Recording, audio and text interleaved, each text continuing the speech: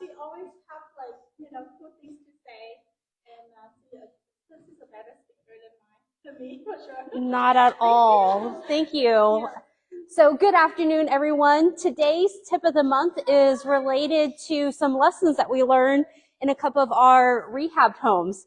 So we had a home that had this odor, and it was, you would go in and it just had this awful smell, and there's no way we could sell that house at ARV, after repair value, with that funk in it. As soon as you walk in, that smell just hits you in the face.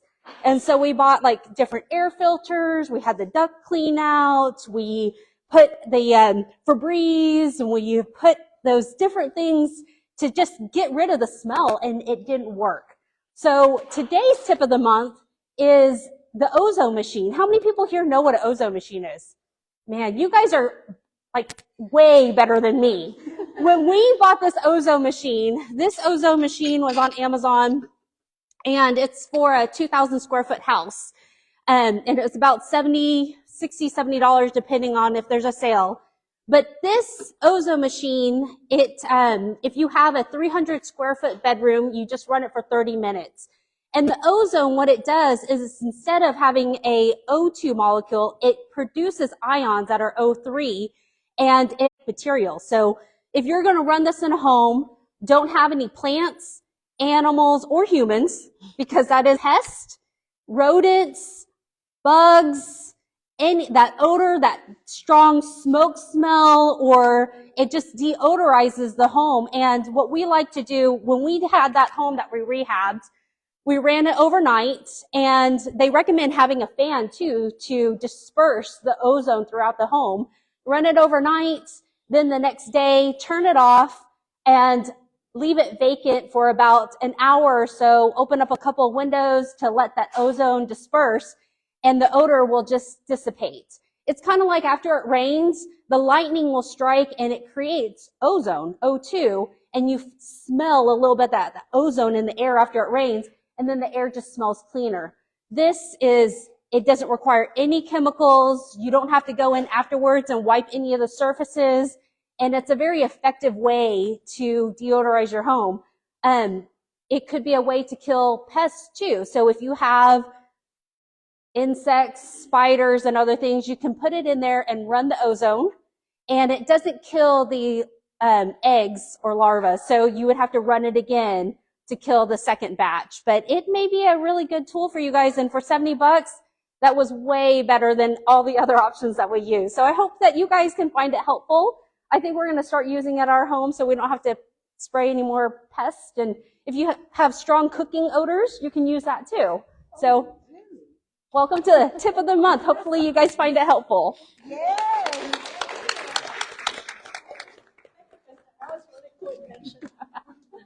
But so I repaired, when you with the Asian people, red envelope, right? I repaired some door prize for us. So I'm going to save it for after the speaker I'm done speaking. Because I'm going to ask you what the aha moment that you learned from our speaker, so that everybody can know. Okay? And so I want to give the spotlight to our speaker today because, they're two wonderful ladies. So I know some of us have event tonight, so I don't want to waste everybody's time, so we want to jump into our speaker right away. But Emily Thompson is, remember last month we had Rocher. He came and talked about passive investing for busy professionals. Emily is also a busy professional, and what's he doing this? You to talk about what's investing, and that's for busy professional like her. Would you raise your hand if you're a busy professional? Yeah, lovely, right? Yeah, this would be perfect for you all. Yeah. Okay. Well, Emily, who like Margarita will change the slide, but I'll let you introduce yourself and Hi everyone, I'm Emily Thompson. I am the redhead half of the beard over here, Jason. So Jason is our active real estate investor, and I am a note investor. So I invest in mortgage notes. So I'm basically the bank. And then in my spare time, I'm a full-time eye doctor at Tinker Air Force Base. So I've got a lot of things that are going on, and I found that mortgage notes were the best option for me in the real estate space. And I just wanted to share some tips and some case examples with everyone today, okay? Is this on? Yeah. Okay, perfect.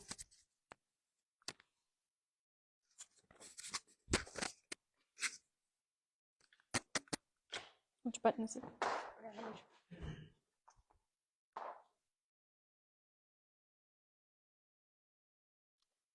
So I'm not offering investment advice. Here's my disclaimer. I've got lots of slides about that. So talk to your attorneys and your accountants and your other people about that. Anyways. So as Tao mentioned, my goal is to help busy professionals diversify their real estate, diversify their portfolios through real estate-based assets. So while I'm not purchasing properties, I am purchasing value added items that are based in real estate. So more profit with less stress is what I'm all about. And I'm going to talk to you today about a few things. We all know this insurance guy on the TV advertisements. We know a thing or two because we've seen a thing or two. So a little bit about me.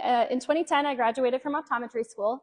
I moved to Oklahoma City to do a one-year residency in refractive surgery and ocular disease in Edmond, and that's when I met my husband. I want to note one thing I didn't notice when she showed me these slides. She didn't rent my condo from me. That was when I started renting my condo to other people. Yeah. No, he picked me up at the. No, she was my So. I meant her as Virgil. Yes, if he wants to clarify things, he picked me up at my job at his eye exam. So. So I decided after my residency was over that I couldn't find the dream job in Oklahoma City. So I moved to Dallas. We did a long distance relationship for a while, and then we decided to both move to Austin, Texas together. So Jason had just refinanced his condo and couldn't afford to sell it. So he decided to rent it during that time. So when we were living in Austin for about 3 years, he was getting rental income. And in 2015, we moved back to Oklahoma City, and Jason started volunteering a lot with Millionaire Possibilities. And so he got to know Robert and Linda Elder, Ed, and a lot of other people in the community. And we were doing a few different things. We had a couple of rentals. We decided to start doing arbitrage Airbnb, where we had rented a townhouse down in Norman from a builder. And so we were paying him the rent and doing all the repairs. As someone had mentioned, the toilets, changing the toilets out. We did that at like 9 o'clock at night one Saturday during a football game weekend. But that worked okay, but we're still trying to explore a lot of our other options. In 2018, we signed up for one-on-one coaching with Robert and Linda. And one of our speakers was actually Dennis Henson, who is the founder of this organization. And he spoke about how he also is a note investor. And my ears perked up when I heard that like scenario. I'm like, that sounds a lot better to me than this Airbnb thing that we're doing and some other stuff. I want to know more about that.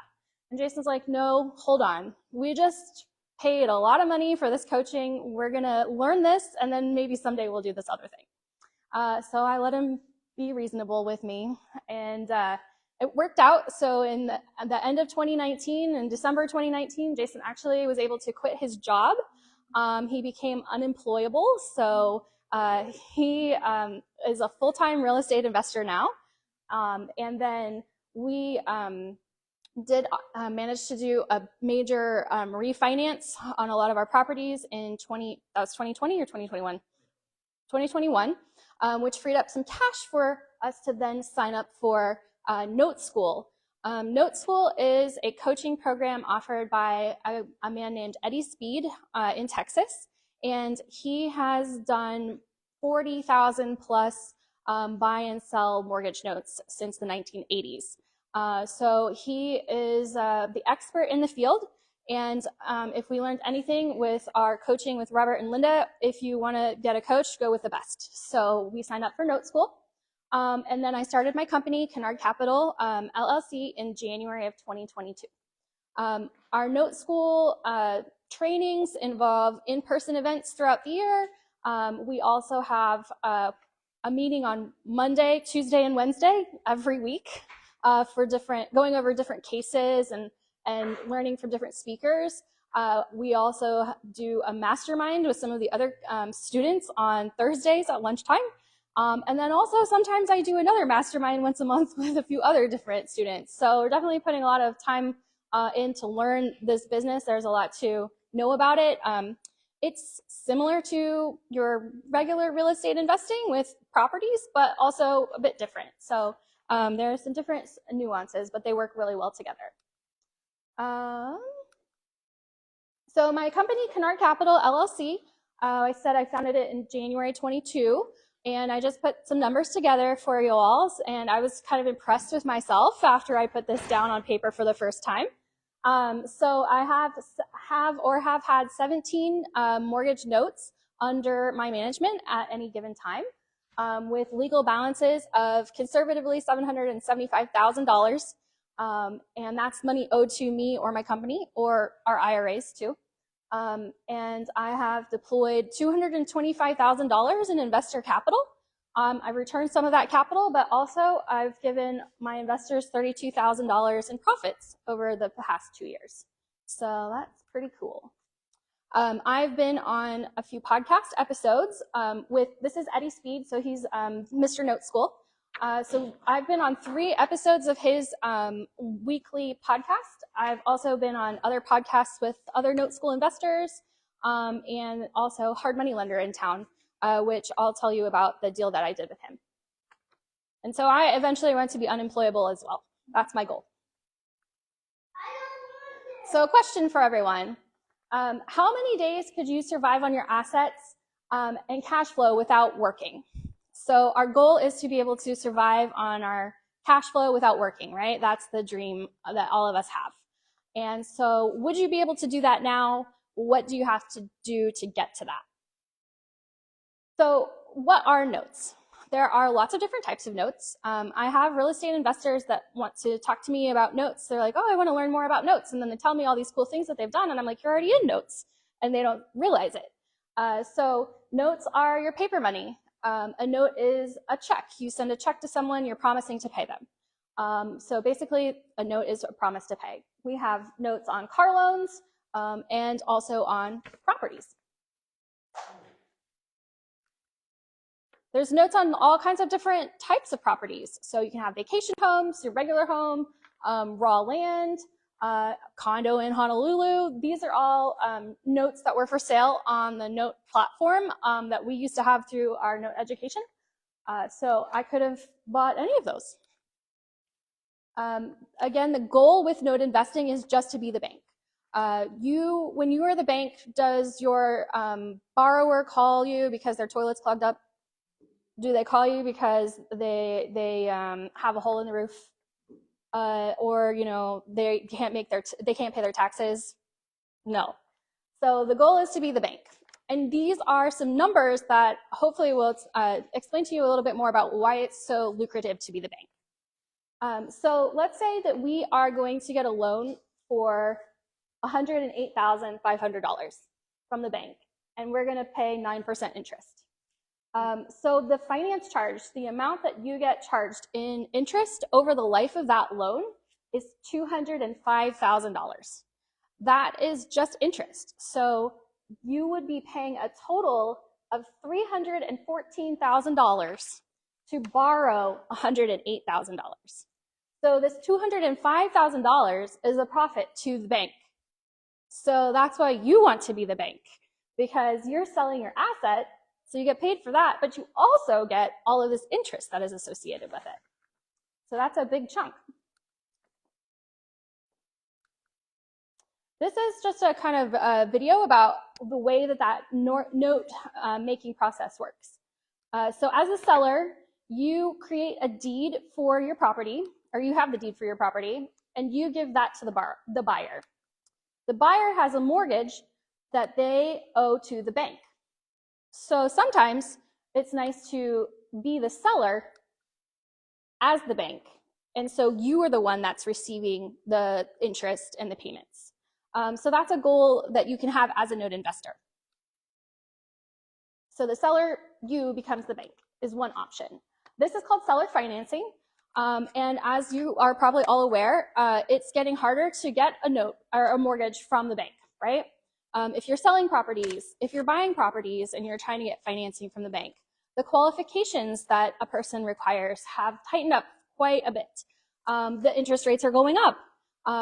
They are probably not going down anytime soon and back to the levels of 2-3% that a lot of us got into the industry with. So seller financing, where an individual is selling the property and acting as the bank, is something that is really useful for the borrowers because they can qualify for things that maybe the bank can't loan on, because as an individual, you're making decisions about what you can or who you will lend to and what their circumstances are. So these are just a few graphs that I have that talk about seller financing. So these are all up to date from 2023. This is from another note investor that does really great education called noteinvestor.com. So in 2023, the seller finance industry was a $28 billion industry. So that is quite a bit of money that's flowing through individuals instead of through corporate banks. These are the top states for creating seller financing. Texas is the #1 state for creating seller financing. And then there are several other states that come in close behind, but for the most part, a lot of these notes are coming from Texas.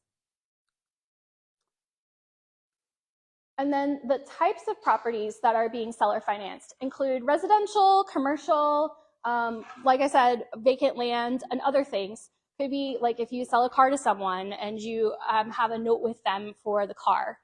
So those are other types of seller financing. So there are different types of notes. The ideal kind is called a performing loan, where they pay you on time, right? Everybody wants that.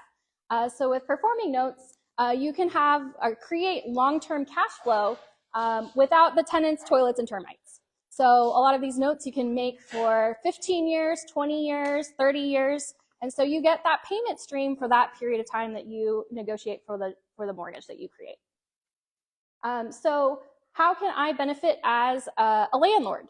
I'm going to show you 2 examples of how we kind of pivoted with our real estate portfolio to benefit from notes. One of them is let's say you have a property that doesn't fit your criteria anymore. And so maybe it's just a terrible property. It's hard to rent. You can't get tenants to stay in there for very long, or the tenants just totally trash it and you just don't want to deal with it.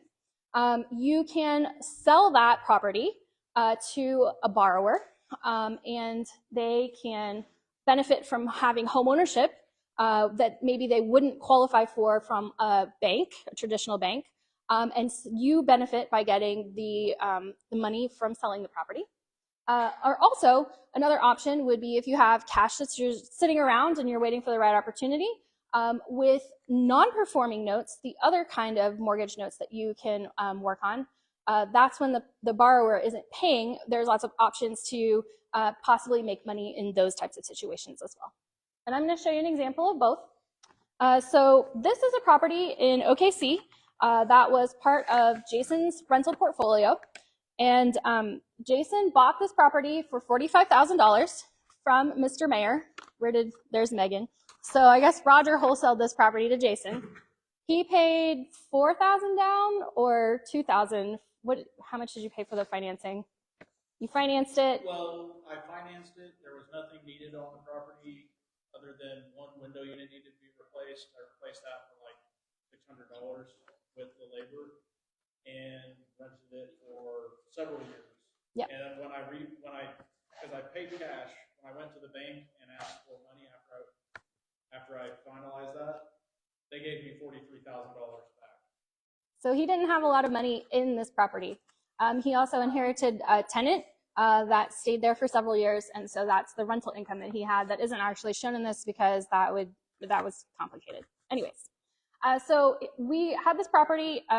there was an ice storm in Oklahoma. I don't know if y'all remember that, where like it seemed like every property that we had a water leak afterwards. This one was one of those. The pipes froze. And so we decided to have the tenants move out and just remodel the whole thing, because he usually remodels properties right when he gets them so that he doesn't have issues later on down the road. And we hadn't done that for this particular property. So we paid $80,000 in our own cash to remodel this house. We made it a little bit nicer than some of our typical rentals, like we put in granite countertops and things like that, with the thought that we're going to try to sell or finance this property. And if not, then we'll just rent it like we normally would. So we were all in for $125,000, not including all the years of rent that he got. But we sold this property for $151,500.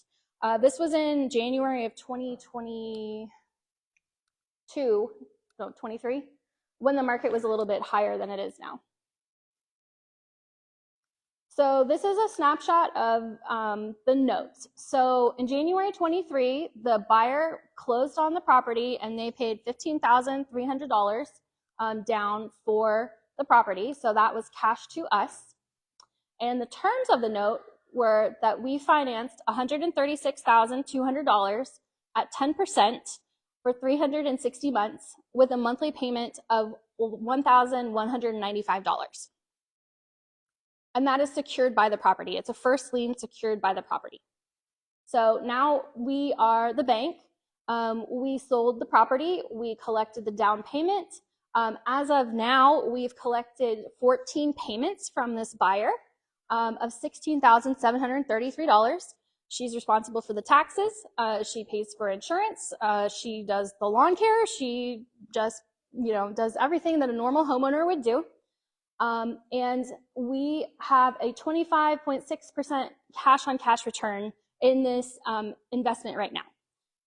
So as of April, again, the balance on the mortgage has only gone down by like $1,000 because most of your payments are interest at the beginning of your loan. So she still owes $135,000 on this note, and we are still owed almost $300,000 at this point over the 30-year term of this note. And she has 346 payments left. So if assuming that she stays in the property 30 years, which most people don't, we will get paid, around $295,000 more than what she's already paid.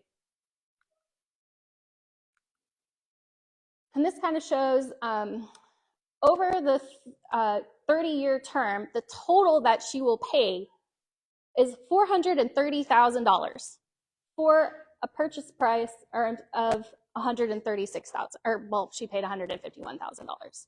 So she financed $136,000. She owes $430,000 over the life of that loan. And the effective annual return is 10% because that's what we wrote the mortgage for, and we created this mortgage. Yes, ma'am. We did the paperwork ourselves, and so or the title company. Did the title company? I think we asked the title company to do it. I asked the title company to do one. They gave me a very basic one that I didn't like. So in time-honored fashion, imitation sincerest form of flattery, I took the mortgage that I signed on my personal residence and I grabbed all the things that I wanted to add to the title company. That's a really good point too. So when you are the lender or the seller of the property and you're in charge of writing the paperwork, you can put whatever you want into that paperwork. And there are some really cool clauses that you can put into it. I'll talk about this a little bit in a second, but we have a third-party servicer that collects the payments from the borrower, and they keep track of escrow and how much the person owes if they pay late. And so you can put into your documents that the borrower is in charge of paying that monthly fee instead of you, so you can save more money. You can also put, what's called a balloon in the mortgage. So after 7 years or 10 years, you want most of your cash back, then you can put a balloon in there, which means they have to pay the rest of the balance of the note at that time or refinance out. So like I said, what if they decide to sell the property? So this is at a graph of how much is owed over time. So we've got the 360 months at the bottom and the balance on the loan on the side here. So at 120 months, so 10 years, most people stay in their homes for 7 to 10 years these days. The balance owed on the mortgage is still $123,000. So that's quite a bit, considering they've been paying on that loan this whole time. So let's see.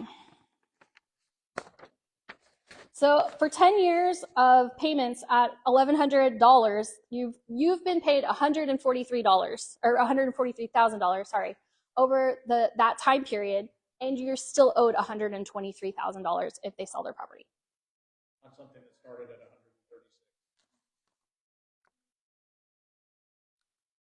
136. So this talks more about the loan servicer. So there are companies called loan servicers that make sure that they follow all of the rules for mortgage lending, which is very important. There are a lot of federal rules, Dodd-Frank, to be compliant with this. And so you pay them to be experts on all the rules, knowing how to collect the payments, keep track of taxes, insurance, handle any borrower issues. So they're the ones that are the ones in the trenches with the borrower. And the borrower pays the servicing company. The servicing company pays you. And it's a great way to outsource some of these things so you don't have to keep track of them, and also, like I said, be compliant. So the cost of this is usually about $15 to $50 per month. So a pretty reasonable fee depending on the size of your mortgage payments. All right, so now we've talked about performing notes, like when people pay as they should and what we expect them to do. So now we're going to talk about what happens if they stop paying, because that's always a question, right? What happens if everything's going great and then suddenly they stop making their payments? So as an individual, you have more freedom to choose which path you're going to do after you find out that there's a problem. So the first thing that you could do is decide to modify the loan. So that's where you change the terms of the loan. So say the person they got laid off and they can't afford their payments. You would work with the borrower to determine what would be a more reasonable payment for them. So if they can keep paying, what does that amount look like? And so you can do a trial modification where for several months you say, if you pay me this month, this lesser amount for 6 months on a trial basis, then we will officially sign documentation that changes your mortgage, and it will make them have more payments at the end of the loan, so that it's a longer time frame so that they can adjust to that lower payment amount. So this is called a loan modification. And this can be coordinated through your servicing company too. This is a service that they'll offer. And so another option, I'm sure we're all familiar with a cash for keys situation. So you've got a tenant that you want to get out of there, and maybe you don't want to go through the eviction process. You say, hey, I'll give you some money if you just get out. So you can do that with mortgages as well. So this is called a deed in lieu. So the borrower would sign paperwork saying, okay, I don't want you to take me to bank or to foreclosure court. So if you pay, they will accept sometimes payment. So you can pay them $500, $1,000, $2,000, reasonable amounts in most cases, to pack up all their stuff and leave after signing documentation that says that they're deeding the property over to you. This is something that you want to make sure that they clean the house to your specifications before you give them the money. I have learned that lesson.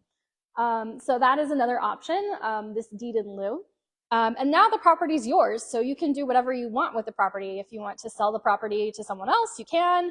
If you want to keep it as a rental, you can do that as well. And the third option is foreclosure. So that's a legal process. And each state is different for the requirements for how long you have to wait to start this process, how long the process takes. In Oklahoma, the process should take about 6 months. In my experience, it was longer than that, unfortunately. But that is a legal process that you start, and it can cost anywhere from $2,500 to $10,000 or more, depending on the person. So with this, the goal at the end is that you get to take the property back and then start over and do what you like with the property. And during that time, the borrowers can file bankruptcy, and that can extend the process for how long you have to wait to get your property back. I know a thing or two.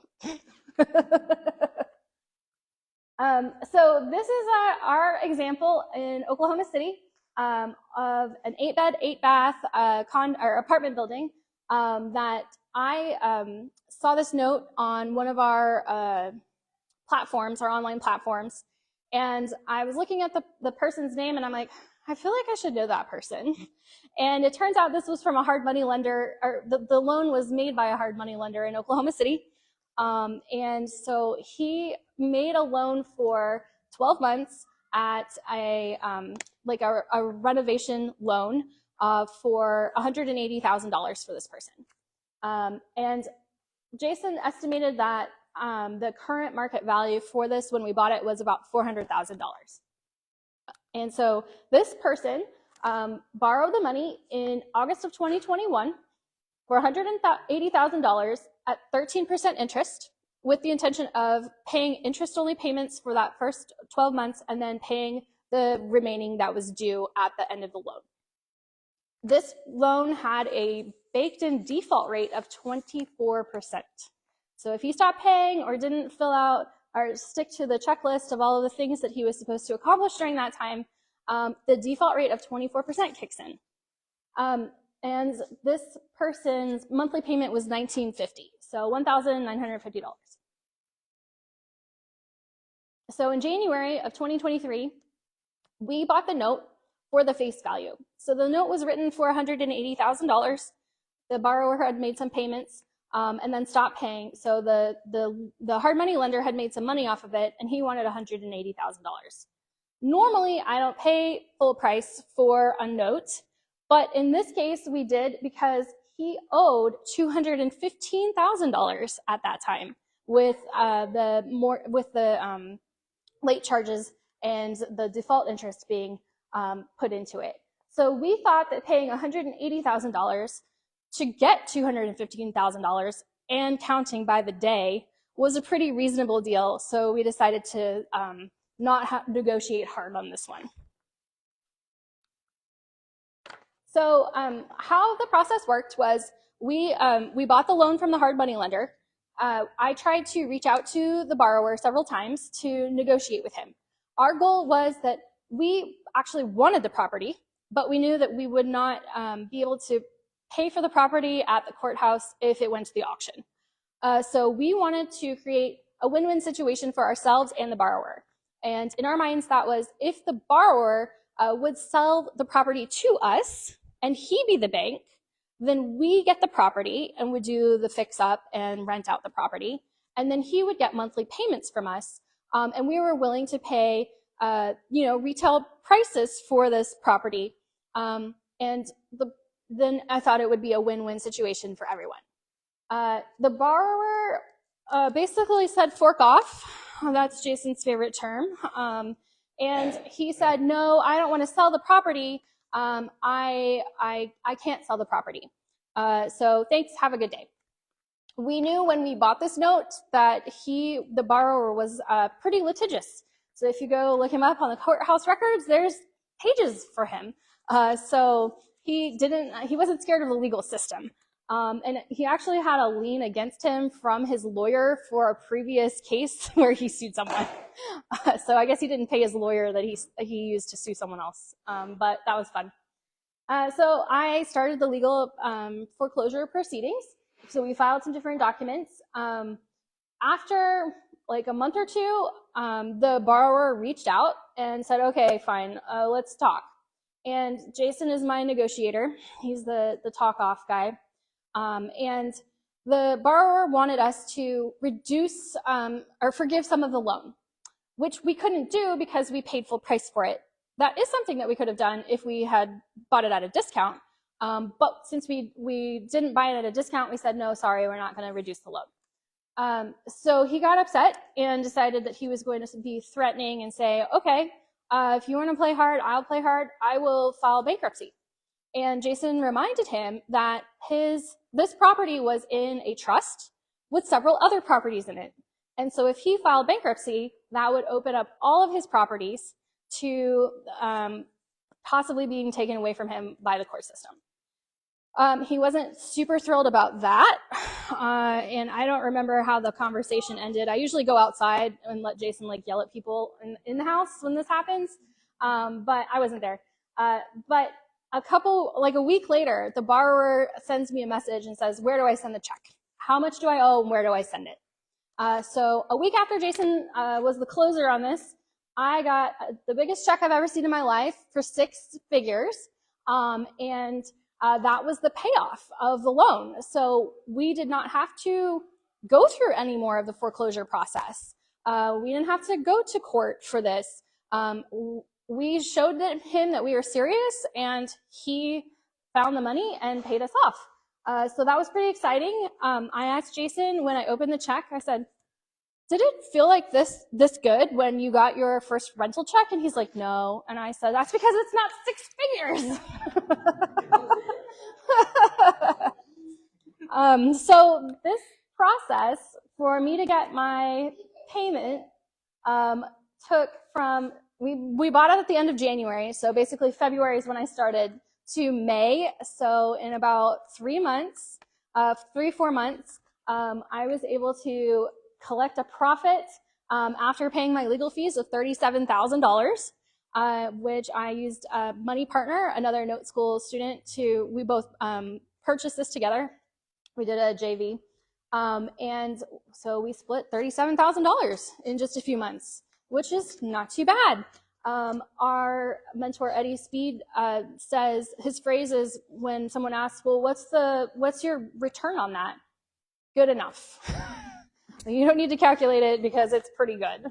And another thing he likes to say is, I'll take 10 of those. And so if anybody has any foreclosable loans that are 24% default rate, let me know. So that was a pretty good day for me. So hopefully I've kind of given you an idea of what it's like to be the life of a real estate investor versus a lien lady or a lien lord. And hopefully also I showed you how we can work together, possibly in the future, to make some money for everyone. So this is just a snapshot of what you typically pay in your rental properties per month, like when you get your rent check, how it breaks down. And this is assuming that you own the property outright, so there's no underlying mortgage in this calculation. And then what I pay as a note investor. So as a note investor, the only fees that I have are making sure that I pay my third-party servicer. So it's a pretty sweet gig in my opinion. As I said, I'm a full-time eye doctor, and I manage these in my 10-minute breaks between patients sometimes. So this is my website if you're interested. And so it's kennardcapital.com. And I'm also on Facebook, Instagram, and then you can feel free to shoot me an email. And then there's my QR code if you guys wanted to take a snapshot of that.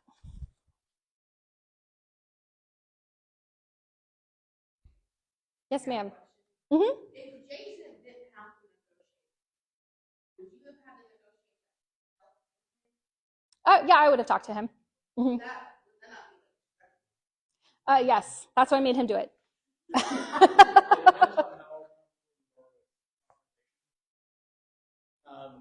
She wasn't home at all. I normally don't raise my voice or get frustrated negotiating with people like that. I get the people she doesn't like listening to me talk to are customer support people from internet. Because I become unemployable from IT, and I have limited patience for those. I think. But honestly, he said we want money off, and I said we can't afford to do that. And his response was, well, I'll just drag this out. And I said, and this is my mistake in this negotiation. I said, that's great. We're really enjoying the interest accruing by the day. Yeah, he was And paying. then he said, well, I'll file bankruptcy. And I said, that's fine. That just means all of your property would go under the bankruptcy thing, and we have even more of asset value to cover this note, because he had $3.5 million worth of property in this trust. Great. You want to move it from the $400,000 on this building to cover this $200,000 note to $3 million?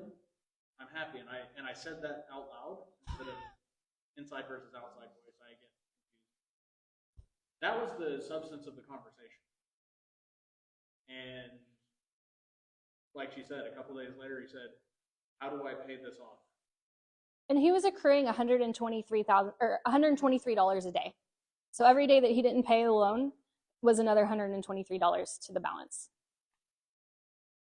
I think that when you are trying to discuss these things with people, I have discussed it with other people, like some of my other borrowers, myself. And so you just have to be rational and try not to be emotional, because you're stating facts.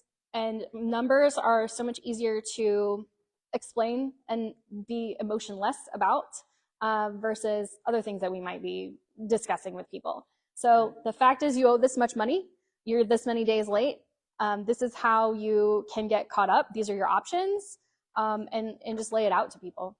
What's the downside? So let's just say you invested $150,000, they owe $250,000, then the house goes to then the house gets bought up by someone else. Mm-hmm. You get paid back your money? Yes. Okay. So when a house goes to the auction, as the lender, you say how much you will sell the property for. So you set that number, and it can be up to how much you're owed. You can't say you want more than what you're owed. You can only, the maximum amount is how much money you're owed. So you'll get paid back first, no matter what. Exactly. You'll either get paid back or you're gonna. Okay. Mm-hmm. So if you go through a full foreclosure process, like this one, we short circuited because he decided he wanted to pay it off. He goes to foreclosure. The end of that is the auction. Dave and Tal can talk about this, because I learned about going to tax sales with them, foreclosure auctions. People bid, and you as the lender get to define the first bid or price. Once that is crossed, you get paid, and anything above that goes to the person in the order, and whoever won that auction. At the auction, if nobody bids above the number that you require to pay back, you end up with the problem. Oh, okay. And there may be cases where you end up with a property and you put more money into the property than the property is worth. And so that's why it's super important to do a lot of homework when you're looking into your deals to protect your interest investment in the deal.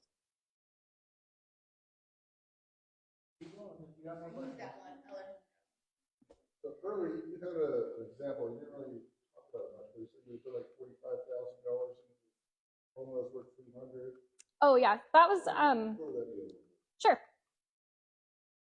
And this one? Yep. Okay, so this is just an example. This is not one that I did. This was someone else. But so this is talking about the foreclosure process. And so if this home is valued at $305,000, but you paid $45,000 for your note, then your investment in the note to the value of the property is very low. So that means that you have built-in protection in case it does go to the foreclosure, because we know most of the time the properties don't go for like the full value. So you want to make sure you have that built-in wiggle room to protect your money that you're putting into it. So when you have I don't know math, what's 45 to 300? I'm looking at 660. So if you have, like, let's say it's 20% of the whole value invested in it, then that's a really good position to be in. That's about a 15%. There are lots of online platforms where you can purchase notes. Most of them you have to register to and sign like a non-disclosure agreement, because you're getting documents that have people's social security numbers on them, their credit scores and things like that. So there are different platforms that you can join. I've purchased notes from personal relationships with people. I bought this note from Rodney Miller, a hard money lender in town. And ever since I bought this one, he's mad at me because I made so much money off of him. And he says that no one's made that much money off of him before. And so he's heard about it, but it's fine. He still got me on his podcast. So you could have just kept it and not went through your process. Yes, yes. But he didn't want to. Yeah. So each person's different. Their motivation is different. So like he just didn't want to go through the process. So now I have a hard money lender that he will sell me other ones. Who's been offering me notes to purchase. And then another hard money lender is like, oh, I heard that you bought this one from this guy and got that off your plate or off his plate.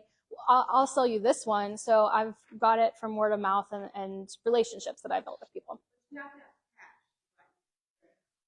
Yes, most of the time.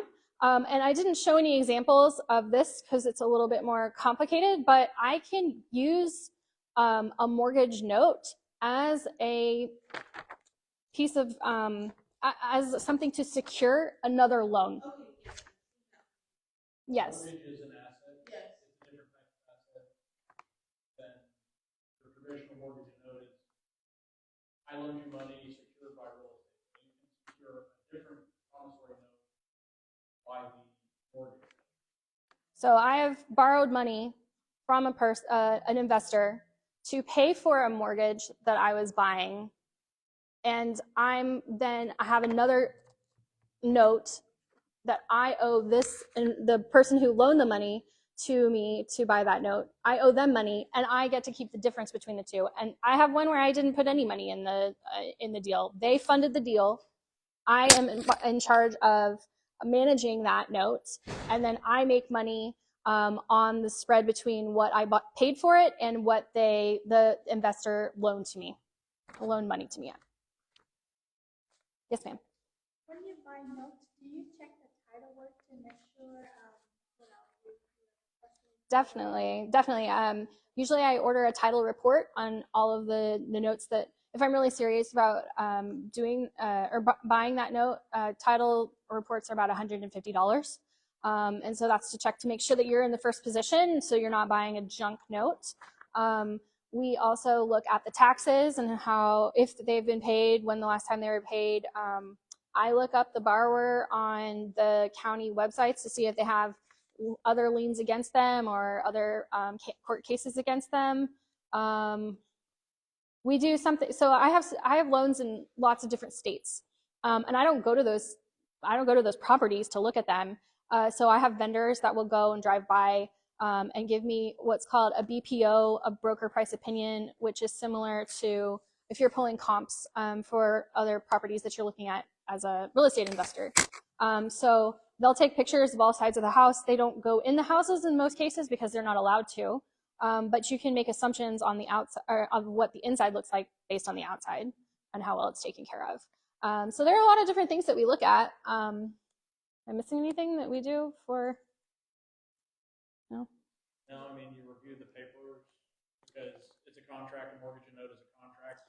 You have to see what you're allowed to do. Yeah. What the state law is. Sometimes I'll take the mortgage note to a lawyer and pay the lawyer their hourly fee to review it to make sure it's enforceable. That's important. I wonder if the third-party servicer, how efficient they are. Like, if the borrower didn't pay the due date, do they call them to follow up to make sure? Mm-hmm. I mean, do they have like do they pay percentage or a flat fee to do every? They got paid percentage. There's lots of different companies that do that, and some are better than others, in my experience. I am switching all of my notes to a different servicer right now that's highly recommended by some of the other friends that I'm in with masterminds. And so this different servicing companies they will charge differently for if the note is paying versus non-paying. And they have some of them have different levels for like, how much of a nag do you want me to be? Do you want me to nag them all the time? That costs more. If you want me to just send them their statement, that costs less. And if the person is not paying, then you're paying more because they're reaching out more to the borrower, ideally by phone, email, whatever, to try to get them back on track. Yep. I think I took more than 20 minutes. What's the service companies that you're using? The one that I'm using right now that I transferred all of mine to is called FCI, and they're based in California. And I believe that I signed up with their high touch service, which means that they will nag them as much as they can legally to pay, and I think it's like $35 a month. So it's pretty reasonable. With the servicing, you want to have someone else do that because there are laws that say, like, if I'm calling Tao and I'm like, Tao, where's my money? I have to say, I'm calling to collect on a debt. Like, you have to say that as part of your speech to the person. So there's certain things you have to say when you're calling to collect on a mortgage debt. Oh, and one thing I didn't mention when we were seller financing the property to this borrower, we did have that borrower vetted just like they would be through a regular, if they got a mortgage at a regular bank, to be compliant with the laws for lending on properties. And so that was another thing that we can talk about more if you wanted later, where we have a third-party service that does the background checks, pulls their credit, pulls their income statements, and makes sure that they can afford the loan. So that's something that's really important. You don't want to create a loan for somebody who can't afford to pay it. So we want to set everyone up for success. I have one question related to the if you buy the deed of contract, right? So if someone who has real property but they already created deed of contract for other person already there, and you buy that property, without consideration buy the notes or you buy the real property? It depends. So that's the like a land contract. And that can get really confusing. Jason and I were talking about an opportunity that we've been given lately, because with a land contract, it's not the same as like a deed and mortgage, because with that, you would essentially be buying property. It just depends on how it's written. So it depends on how the paperwork's done. If you've got a land contract is in the owner of the land is the person who owns that contract, and whoever's living there, they have an ownership interest based on the paperwork, but it's still owned by the person. So if I buy a land contract as an investor, I'm actually buying that house subject to this prior agreement. Yeah. You could think of it like if you buy a rental house and it's already got a tenant there, you're subject to the lease that they had in place. Okay. So like contract for deed, land contract, lease option. There's 30 different ways to pay for it, but they're all versions of I still own the property and I am selling it versus a traditional mortgage and note in our state, because there are other terms for it in other states, where the owner of record is the person who lives there. So the house, that performing note that we talked about first, that is not owned by me anymore. I just have a piece of paper that says she owes me money. Because the mortgage and note creates a lien against the property until it's paid. Versus like lease option, contract for deed, land contract, all these different versions. If I sold that to her on a lease option and it says, okay, you pay me this amount and I give you credit for like a rent contract, it's still owned by me or my company, and they're making payments towards it, lowering or achieving the option price or the purchase price. But it's still owned by me, versus the mortgage and note where it's owned by them. Thank you. Yes, I record all of the mortgage notes with the county. Yep, that's important. So they're all recorded, and if I am borrowing money from someone to buy another mortgage, then I have that document recorded as well. So they can come at me. Keeps me honest. Thank you. Thank you. Thank you so much. Pretty cool stuff, right? It is.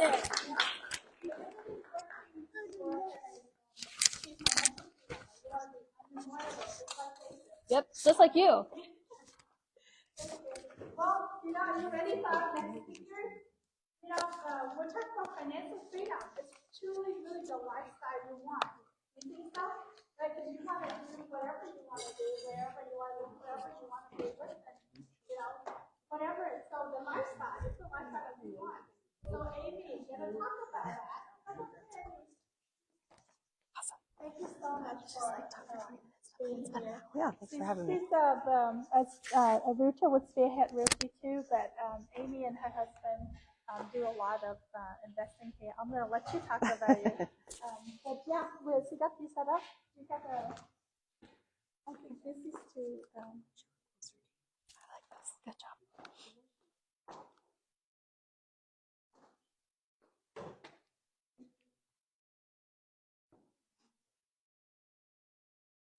Thanks. Yeah, thanks. Well, thanks for having me here today. I'm Amy Nolan, half of the husband-wife team. John Nolan, most of you probably have met before. I try to stay behind the scenes a little bit more, but so when we started, he started the real estate business before I did. He went full-time, mainly out of necessity. So I worked W-2 job for 17 years and that safety net I wasn't ready to let go of, as many of you probably feel that too. But my kids we have 3 kids. I had twin girls that had quite a bit of health issues, and we found ourselves having to travel to New York like every other week for healthcare. And that doesn't really work when you have a full-time job. They can be as compassionate as they can be, but they still have a job to do. So he started the real estate side, and I kept working and stayed home with the other one while he would travel. And we did that for 2 years. So we really started out having to build our business with freedom in mind. And we had set some pretty significant goals early on because we wanted to retire younger than most get to. We wanted to travel. We wanted our kids to experience the world, traveling, experiences, cultures, all kinds of things. And when we were younger, both sets of parents worked together, had their own businesses. So we had a pretty good foundation on how to do it. But trying to think, our real estate business, we flip and do buy and holds. That's our bread and butter. So we really had to set up our systems and processes to be able to do it remotely or have teams do it for us. After the healthcare stuff was kind of settled and everything, we kind of turned around and we're like, oh, we have time and things are still running. And now what do we want to do?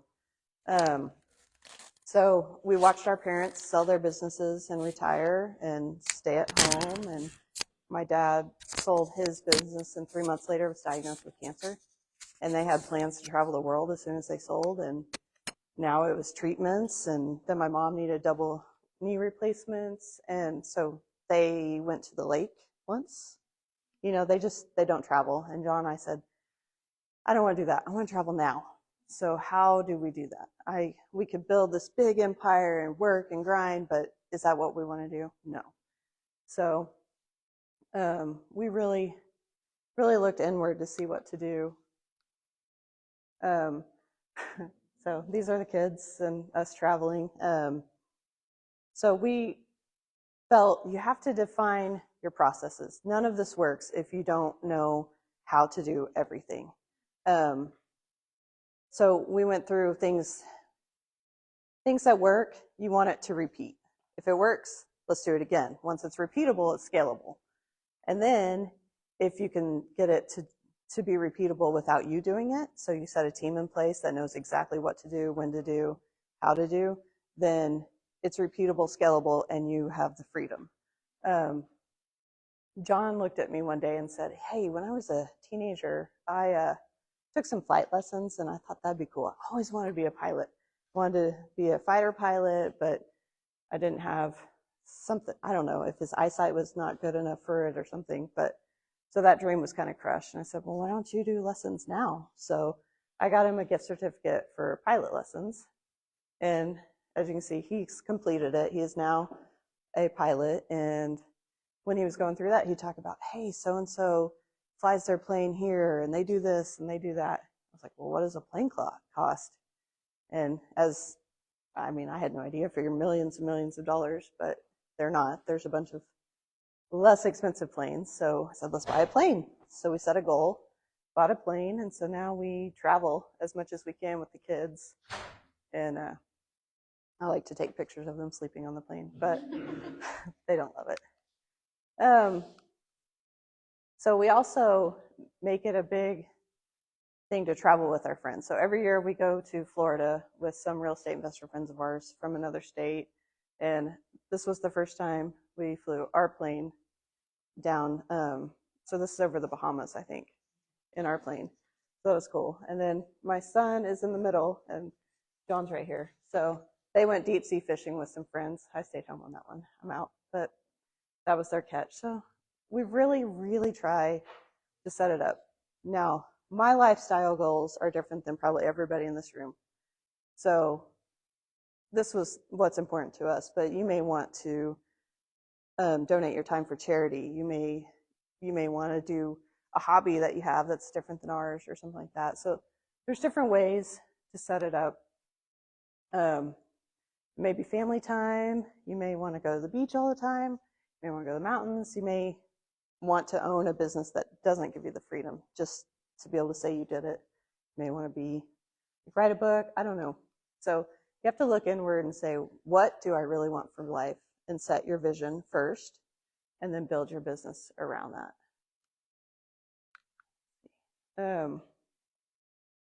So I said earlier that you really need to define your processes, and for everybody that's a little bit different. So we all do the same things in business, but we do it our own way because we're all different people. Some examples of systems are Post-it notes, Excel. There's various softwares out there that you can use, but you really need to get it documented or defined and make sure your whole team knows what they need to be doing. Let's see. Some of the benefits of doing that is consistency. Like I said, once it's repeatable, it's scalable. But a lot of times you don't realize that things fall through the cracks. I mean, buying real estate, how many times do we get to title and sign paperwork and get all the checks, and then it's like, oh, where's the keys? What are we going to do? Who's going to go change the locks? Who's going to do this? If you have your system set up, everybody knows what they're supposed to be doing, where the keys are. We've already had that conversation. I went through, I don't know, months and months of nobody ever knew where the keys were. So accountability is a big one. You want your team to own their processes or what they're in charge of. John and I fought for a long time early on about micromanaging our team, and we learned really quick that when we have our expectations set and we set back and let them own and they come to us, things happen better. But when you're always, did you do this? Did you do this? They're like, okay, mom, go away. So you have to trust your team. If you can't trust your team, it's the wrong team. Get a team in place that you trust and does what you need them to do. But we created, the elephant in the room is John and I created a real estate investing software that does all of this for us. But I'm happy to talk to anybody about it, but I'm not here to sell that. But if you get it set up right, you have less errors, there's more money. Everybody knows what to do, when to do. I hate systems and processes. John is IT process systems guy, and I'm the big dreamer of the two of us. So this is what I felt like when he told me, you have to do it this way every time. If you don't do it this way, then how do we make it happen again? And I'm like, you're killing me, stop it. But I have found if I stick to the processes in business, then outside of business, I get to be free and fun and no schedule and all that. But in business, I really do have to stick to it because everybody else is depending on me to do my part. And if I'm not doing it, then why can I expect them to do it? So that's my little funny, is that's what I felt like. So I have a story to tell. John and I flew our plane with the kids Christmas to Iceland. And it was crazy. First time over the ocean with no land for hours at a time. And so it was pretty scary. I was like, oh, do I trust you? Well, we did it. So we get to Iceland and I was like, oh, okay, that's under my belt. We're good. Going back's going to be a cakewalk. Well, going east is a lot easier than going west. So on the way back, so the flight is from US to Canada to Greenland to Iceland. And on the way back, there were some storms that were coming up. John watches the weather. He does all his flight planning. He's super systematized with everything. Like, I can almost tell you what he does because he does it so much. I've memorized it. So we leave Iceland and get to Greenland, and there's a storm coming in. We're up in the tower. There's a couple of planes, and like, we're not going to get out tonight. I look at John and I was like, are we stuck in Greenland? He said, no. Watching the weather. If we leave now, we'll be okay. So we run out to the plane, all get in, and the kids, wrangling the kids, get them all in, and we take off. And the storm's coming in from the west, so we fly out east and go up and over the storm. And so we're flying, and we knew what our fuel reserves were and everything, but with a plane, your fuel is hours, not miles. So we're an hour and a half into the 4.5-hour flight. And I look at him and I said, are we going to make it? Because this is a 4.5-hour flight and 4 hours of it's over open water. Are we going to make it? And he said, I don't know. The winds are way stronger than forecast. So we were flying way slower than expected. And we had 45 minutes of extra fuel. So I'm watching the little dials because I don't know how to fly. If something happens to him, we're done. So I'm watching it and I'm like, oh, the minutes are going the wrong way. We started with 4.5-hour flight and we've been doing it for an hour and a half and it says 4.5 hours left. How does that work? So what are we gonna do? So he starts messing with things and getting it, I don't know, more fuel efficient. Because on a highway, 55 miles an hour is the most fuel efficient for a car. So he's doing that with the plane. So we're slowing down even more. And I'm just like, okay, well, that's real pretty down there. I don't want to see it up close. So he's still doing it. And over the ocean where we were, we have no contact with anybody. There's no ATC or anything because we're kind of in the dead zone. We're waiting our time to get to make contact again. So we're about an hour from next contact. They know where we're supposed to be. So we have to stay there because all the flights that come across don't have contact through this period. So John says, I really need to drop down because the winds are better 2,000 feet below us. Okay, well, do we do that? Because nobody knows where we are if we do that. And I mean, I've watched all those movies. Don't do things you're not supposed to do, right? So we made the decision. We dropped down to 10,000 feet instead of 12,000. And I watched the speed go up and the time go down. I was like, yes, yes. And so we got, 5 miles an hour extra. So we're crossing. And so he said, well, okay, I've got it as lean as I can get. It looks like we're right on the edge. Hopefully all the fuel things that they told us are right because we're in an older plane. It's a 1980s plane. So hopefully the gauges are all right. We're flying across. We finally make contact and they're like, we're sure you're supposed to be at 12,000. So we kind of told them what was going on. And I see land. I'm like, John, there's land. We're good. We're golden. No more ocean. I'm not going to drown today.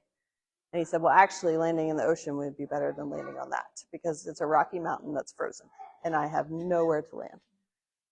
Okay. So flying in and there's all these planes. And when you fly in, they tell you like you're next in line to land or you have to do some pattern work and then come in behind 3 planes or whatever. So John said, well, I don't know how much fuel we actually have left. We're kind of at that spot where we're kind of at the max. So if they say something, I'm going to ask if we can go in for emergency first. come around the corner, and I see the airport, and I was just like, hallelujah. So we land without incident and discover we had 15 minutes left of fuel. That's it. And I told John, I was like, we're going to stay here for a little bit because we were supposed to fuel up and go. I said, can we just like spend an hour here with my feet on the ground? I did not love that. So we did. We kind of got a snack, went to the bathroom, and the kids have no idea through all this. We had a raft in case we crashed. We had a sat phone. We had immersion suits, which are these goofy looking spacesuit things that are supposed to keep your body temperature the same for 6 hours in 32-degree water. So we were as prepared as you can be for something like that. But the moral of the story was he trusted his processes and his systems, and we made it out alive. So that's, business is not life or death most of the time, like the plane, but it really does show you have to have those processes in place, because with real estate, you have to pivot all the time. Something happens almost every rehab. And if you have those systems in place, you can handle them. Your team can handle them. And it's not some gigantic crisis. So that's kind of what I have for you. Questions? I was quick. Made up some time. So Anybody? I have a question. Yeah. So how does that feel when you on the spot? Like, okay, we're out of fuel, and what is your react? Like, are you calm like this right now, or you panic? I bet she wasn't that quiet when she told me that. No, I actually am a quiet person. Inside I'm, but my kids were in there, and it's not gonna help anybody if I'm like, oh my God, we're gonna die. And they're like, oh, what do we do? So I just tried to keep my cool. So I'm a scuba diver, John's pilot, and I find both of those, if you panic, is when you die. So you have to keep your composure. And like even with the healthcare stuff with my kids, you have to, in front of them, you have to keep your cool. When things happen, something comes up, you've got to get through it, and then you've got to feel it. So when we got off in Canada, I went to the bathroom. After everybody got out of the bathroom, I was like, let's feel that emotion a little bit. So you do have to process what happened, but panic is never a good thing. Yes. Of course. So we have a Cessna 335. It's a twin engine. Because my husband's a pilot as well. We have a smaller Mm-hmm. Yeah. He's always like, people in Oklahoma drive trucks more expensive than my plane. Yes. And then she's asking me, like, how did they get across the ocean? We haven't done that yet. Yeah. So my second question is, when you describe you and your husband, I'm the one that's like structured, organized, must do it like in a process, and my husband is the big thinker. It's like, how did your husband define? Sometimes I deliver processes, and then he's like, oh yeah, no, we're This is actually me. So no, buy-in, that was hard. There was a lot of, husband and wife team, there's a lot of fights after hours and everything like that. But I think we sat down one time, he's like, if you're not going to do it, how can we expect anybody to do it? And what do we need? We need them to do it too. And so I was like, okay, fine, I'll give it a try. But you can't tell me after work what I have to do. I need some freedom. He's like, that's fine. We'll do that. So it was compromise, a lot of talk, a lot of see my side, I'll see your side, come together. So it's hard. How did you identify? So we started first with what was happening that was taking up everybody's time. So we found ourselves constantly battling this. Okay, let's set this process and let's define it. Let's get everybody on the same page. Once we did that, then we felt like we weren't battling that, but now we're battling this. So it was slow. I wish we would have started out that way better than we did. Actually, to be honest, we did start out that way because my husband started it, and he's super like, we have lucid charts for days, but nobody looks at them. So then I come in, I'm like, oh, we're just gonna fly by the seat of our pants. And he's like, oh, did all this work, and you just undid it in a week.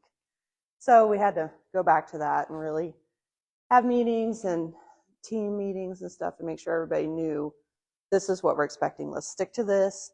If something doesn't work for you, like let's talk about it and fix it. And then redefine it and keep going. So it's always, I mean, we meet monthly to talk about like what's not working right now and what do we need to do. Because with the market changes, things change, you have to adjust. Yeah. Can you give us some examples of what kind of process that you started out on your time maybe working on, but which ones worked well for you? Yeah, so it's a good question. So when we started out, we were rental heavily, like buying rentals. And so some of the processes with title, like who's supposed to send the contract to title, who informs the seller every week, who keeps up with title. Then we have who's going to go out and take pictures of the property, who's going to change the locks once we own the property, where does it fall into what we're going to do with it, who's going to go in and rehab it, things like that. So there's a lot of processes. It's hard to just give you perfect examples, but it's basically the flow to get from here to here. Like on flips, which lender are you going to send it to? I mean, there's a lot of different little small processes that we have set up. It's crazy. Like I said, we have like 100. Huh? Yeah, checklist of checklists. We have hundreds of flows in Lucid that we don't use anymore, but they are all defined. So, you're talking about the software. I know you're not trying to sell, but we want to know a little bit about the software that you mentioned. What is that? So it's called Pete. Pete? P-E-T-E. Yep. Okay. And the website is thepete.io. So John is all kinds of computer things. He's a developer. He's IT. Like that's his background. That's what he did before real estate. And we would have this system for your CRM, and we'd have this system for like Asana for rehabs and checklists and things like that. And we had 7 systems basically. So he wanted one system so we all could see all the same data. We weren't double entry and all things like that. So Pete is a phone system, a CRM, task management, file management, project management, all built into one. But what we've done is it's all built on customized workflows. So when a lead comes in, it hits this criteria. You can track your campaigns and all that, but hits this criteria and does this. And when you send a contract through it, when it's signed, then it lets title know or lets this person know that they need to be doing this. So there's less dependency on human interaction. I mean, we have humans doing it, but it comes up and says, hey, do this. And then you can check off the tasks as they're completed and stuff. So who is that for? Is for like a real estate agent or real estate investor, or? It's really geared for real estate investors that flip, wholesale, or have rental properties. And property management will be coming. It's not in there yet, but we're hoping to have it rolled out by the end of the year. Real estate agents can use it, but it's really geared for real estate investors because that's what we know. That's what we do. I'm an agent, but I really just sell our flips. I don't try to sell for other people or anything. So. And the other thing is that that one also track about your rehab expenses, taxes, rental portfolios, all of the stuff Yep, too? we have it all in there. So one of the other things that was my big thing is I'm a data person. I'm a dreamer, but I love to see the numbers. And so we have customized KPIs and dashboards in the software. So basically, if you want to see this on your dashboard when you log in, that's what you'll see. Some of the things are like, I have total value of the portfolio on there. I have monthly and rental income on there. John tracks the leads. He's more the acquisition side. I'm more after we buy it. So he tracks like how many calls are coming in, how long agents are on the phone, things like that. How many hot leads. Okay. Okay. I think I have one more question about that. Yeah. Maybe we'll Fire away. later, yes. Your drip campaigns can be run through the software as well. Okay. Thank you. Yeah. The burning question in the room is,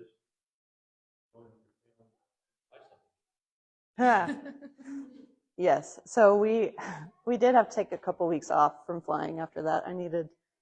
We flew commercial the next time we had to fly. But we have flown since, and yeah, we have some trips this summer. Maybe not Iceland, but next time I cross that, it will be in a different plane.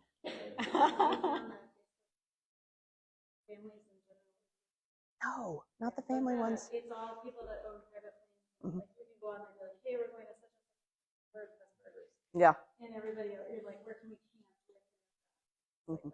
Oh, that's so cool. Yeah, it's all the aviation world, the private aviation world's a whole thing. I love it. What is it called? Families in general, it's like if you're going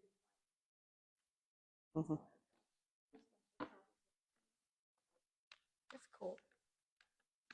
Yeah, go ahead. Or how often do you review or update your system? Like, or do you find it that you have to do it constantly, or is it quarterly? Yeah, so we do. So we have weekly meetings with the team, and if we see the same thing coming up every meeting, it's like, okay, something's not right. What's not working? Why is this happening? So we, on the fly, fix things quite a bit if it's a consistent issue, because that costs time. But we try to review quarterly to see, especially if we shift strategies. Like we were huge in buying rental properties, and now we're almost exclusively flipping. So those processes look a little bit different. And so we did have to review with the shift to make sure everything was set up properly. So there is another question. So what is the comparable from your software pits in compared to other like campaign software? Like what is the comparables As far as far as the software? like what it can do? Yeah, what does it can do? What is like comparable? Like who is will be similar ones? Gotcha. Like property manager side will be like dual loop, right? Dual loop or something.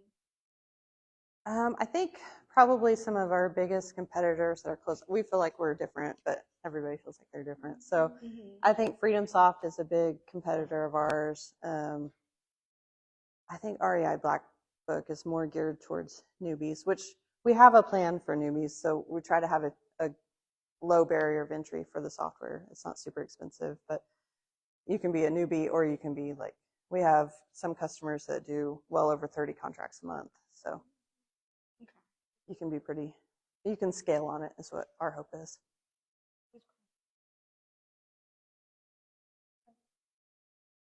Anything else? Yeah. Yep. PET? PETE. It's the P, like THEPETE.io. Yeah. So we're Oklahoma State fans. So Pete, Pistol Pete. I know. So originally I was planning for Amy and John to speak about system and process, but John couldn't make it. No. Yeah, so the plan is I'm gonna bring John to talk more about system process and Pete. Yep. Yeah. And he's the guy with all the answers. Yeah. And you're the guy that I just be the boss. Yep, I'm just this boss. Yeah. Thank you so much, Amy. Thank you. All right, thank you.